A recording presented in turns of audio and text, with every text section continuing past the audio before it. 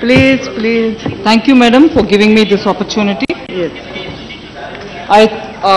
Through you, I like to seek the indulgence of all the members.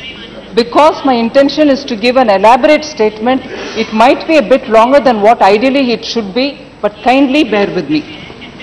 I am making this intervention in the House today in order to place before the honorable members the facts relating to the stand taken by India in the World Trade Organization recently.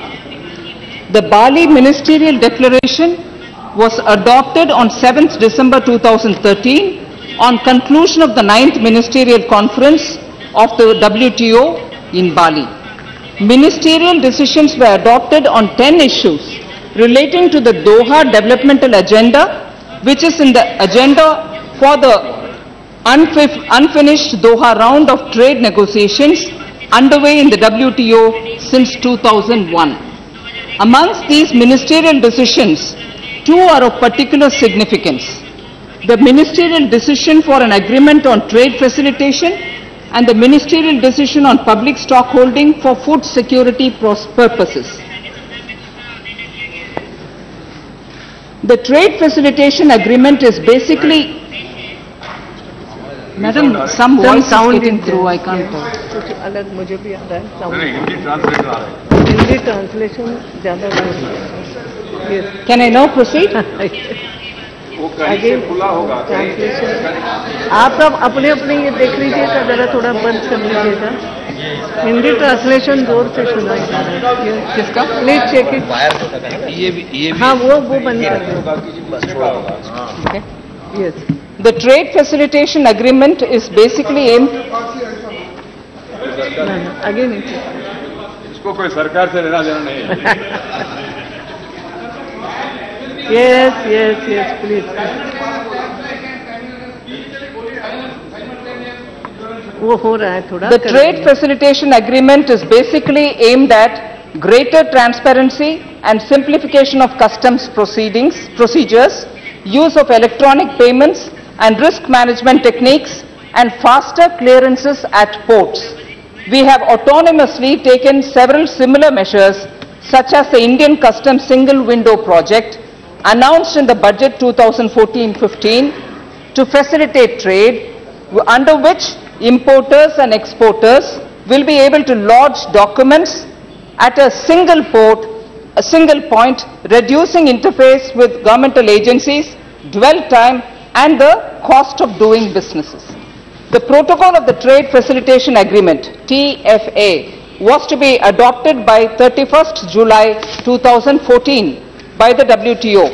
After this, the agreement would automatically come into force from 31st July 2015 if ratified by 2/3 of the members of the WTO.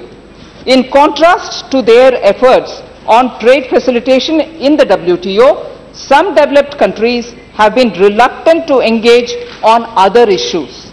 Seeing the resistance to taking forward the other decisions, the apprehension of developing countries was that once the process of bringing the trade facilitation agreement into force was completed, other issues would be ignored, including the important issue of a permanent solution on subsidies on account of public stock holding for food security purposes.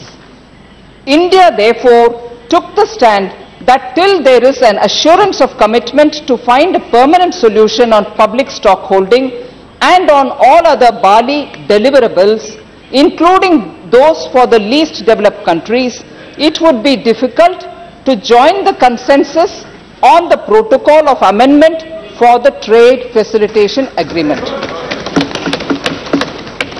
With a permanent solution, public stock holding programs in India and other developing countries will be hampered by the present ceiling on domestic support, which is pegged at 10% of the value of production and is wrongly considered as a trade distorting subsidy to farmers under the existing WTO rules.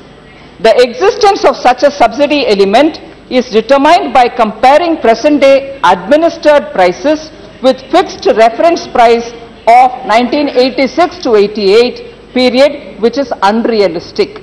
The problem is very real one. The problem is a real one. Developing countries are finding themselves hamstrung by the existing rules in running their food stock holding and domestic food aid programs.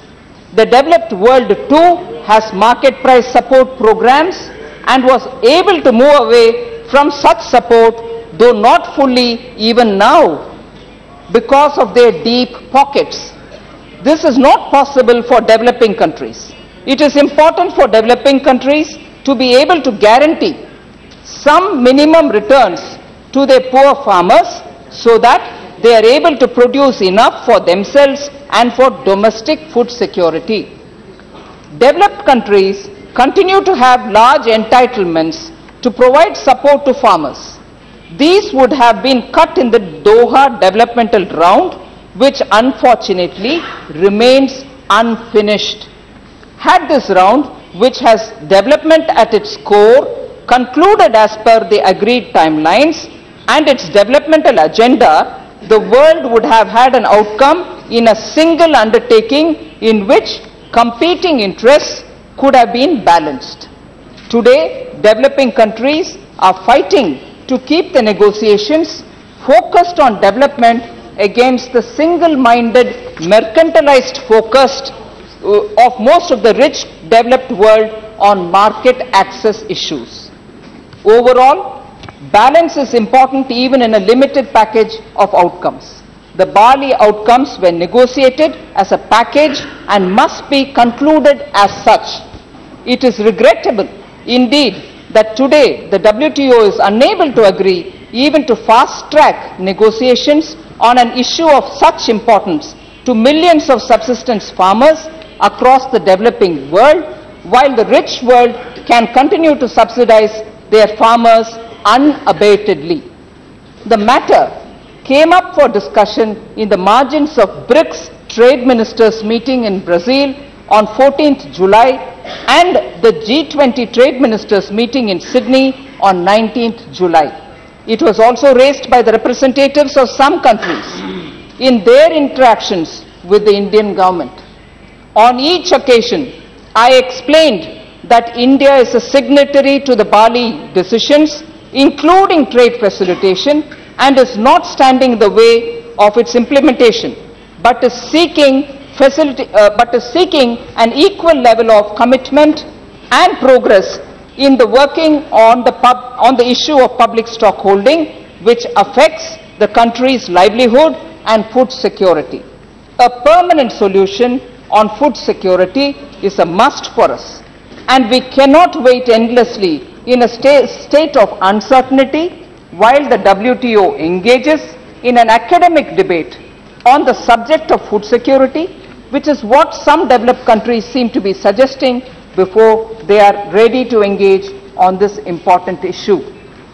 Food security is a humanitarian concern, especially in these times of uncertainty and volatility. Issues of development and food security are critical to a vast swathe of humanity and cannot be sacrificed to mercantilist considerations. Developing countries such as India must have the freedom to use food reserves to feed their poor without the threat of violating any international obligations. This is a sovereign right. It is our duty to protect our citizens' fundamental rights to life and livelihood. Agriculture is the mainstay of the Indian population. In a country of the size of India, with 60% of our population dependent on a relatively unremunerative agricultural sector, we cannot give up administrated prices. This is the only way we can procure food for the public distribution system, the central pillar on which our efforts to ensure food security rest. Public stock holding is a widely used means to ensure food security in many developing countries where agriculture is largely rain-fed. We have to look at both consumer and producer interests. We have to enable our people to live a life of dignity by ensuring access to an adequate quantity of food at affordable prices. On 25th July 2014, India made a statement in the WTO General Council conveying inter alia that the adoption of the trade facilitation protocol must be postponed till a permanent solution on public stockholding for food security is found. India offered suggestions. I reiterate, India offered suggestions on the procedure to be followed in order to ensure time-bound delivery of an outcome on public stockholding for food security. We also urged that a similar approach be adopted on all other elements of the Bali package, notably the LDC issues. The integrity of India's stand is reflected. The integrity of India's stand is reflected in our unwavering efforts to offer a way forward in the face of criticism. Even on 31st July 2014, India offered a way to achieve not only a permanent solution on the issue of public stockholding for food security, but also to implement the trade facilitation agreement in the agreed time frame, as well as deliver favorable outcomes for LDCs. We have offered practical suggestions for the way forward. The issue of a permanent solution on the public stockholding is a simple one that can be addressed very easily, as there are already several proposals on the table. A solution to this simple problem will be a tremendous relief for millions of our farmers and poor consumers. However, despite India's efforts, our concerns were not satisfactorily addressed. The Director General of WTO reported to an informal meeting of the Trade Negotiations Committee on 31st July 2014 that a solution could not be found to bridge the gap. The General Council meeting was thereafter formally declared closed without adopting the trade facilitation protocol. India stood firm on its demands despite immense pressure. The Government of India is committed to protecting the interests of our farmers against all odds. Our farmers work in extremely adverse conditions, most of them at the mercy of the vagaries of monsoon, aggravated today by climate change. For farmers in many developing countries, farming is a subsistence activity, not a commercial one. We are committed to their welfare, and I am grateful for the support and understanding extended by farmers' organizations in this issue. I am also thankful to the honorable members of Parliament, many civil society groups and academicians who have lent their support, who have lent their voice of support in support of the government's efforts to ensure a fair deal.